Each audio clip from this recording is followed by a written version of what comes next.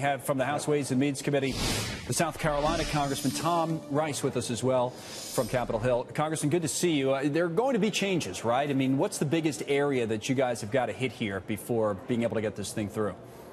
Good afternoon, Connell. Thank you for having me on your show. My heart goes out to the folks in Texas and the tragedy they've suffered. And my friend, I am just on pins and needles. I am so excited about this tax reform package that will reinvigorate our economy. And I want to share the details with you, but I'm chomping at the bit to get over to that meeting, the markup meeting, to start the process of tax reform. Well, you're excited about it, understandably so. But in terms of reinvigorating the economy, one of the questions that's come up is how are we going to get back to growth if we are actually, in effect, raising individual income taxes on some high earners around the country, that does not stimulate the economy? And you say? Well, actually, there'll be tax cuts up and down the income spectrum. Yes, it's true, we retain the 39.6% rate, but the bracket moves up to double what it was before. It doesn't start till you have over $1 million in income. The truth is, my friend, the last time we did tax reform was 1986.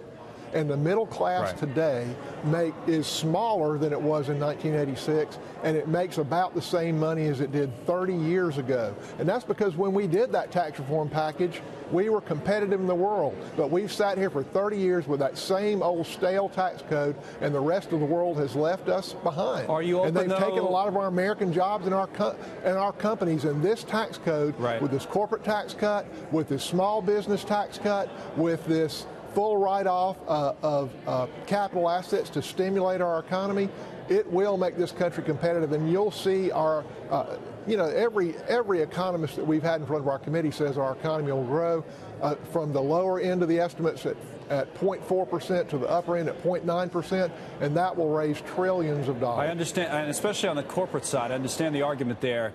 Well, absolutely, especially if you get down to 20% right away and it's not phased in over time, how that can help and stimulate the economy. But are you open to some changes, say, on the state and local deductions? Because that's where many of the complaints have come in.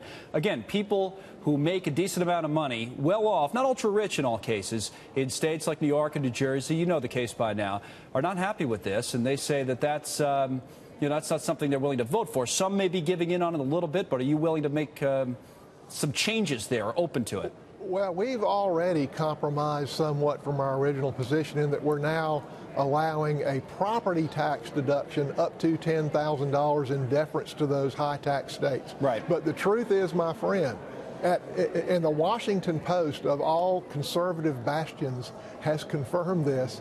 They say that 90% of folks in every income quintile will receive a tax cut from this, even considering the abolition of the state and local income tax deduction. We're allowing for $10,000 in property taxes. In every income quintile, there will be a tax reduction. And that $10,000. And in terms of percentages, most of that tax reduction is at the lower end. My goal in this was to stimulate the economy. That was my number one goal, and I'm really proud of this product. But the secondary goal, the tax benefits of this, which in my opinion are small potatoes next to the economic growth this will create. But I wanted to see that those tax benefits are spread among the income quintiles. And we have done a masterful job, in my opinion, on the mortgage interest, that Congressman, on 10,000, as Adam said a moment ago, you were able to get Congressman Tom MacArthur back on board. It was a no, turns into a yes. So is there more where that came from in terms of people coming around? Have you heard? Or?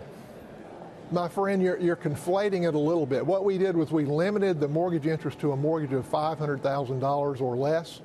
It has been $1 million or less. We lowered it to $5 million. We're grandfathering everybody that's over $1 million. But the $500,000 or more mortgages is about 2% of the American population, number one. Right. Number two, in addition to that, we put back in a deduction for property taxes for those high tax states up to $10,000. So I think we've reached a really good compromise. But there'll be more, and you're right, I misspoke on the property versus the mortgage, but there's more where that came from, with possibly with Congressman MacArthur coming around? I hope that where we are where we're going to stay.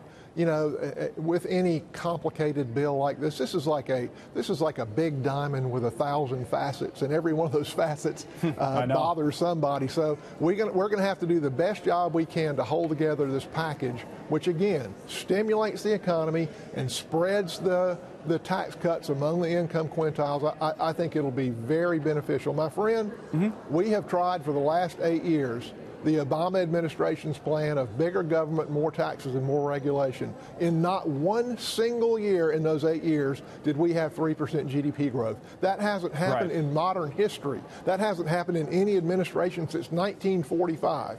And the Tax Foundation on the low end is saying we'll have a 0.4 increase in GDP. We're already pushing up on 3% now.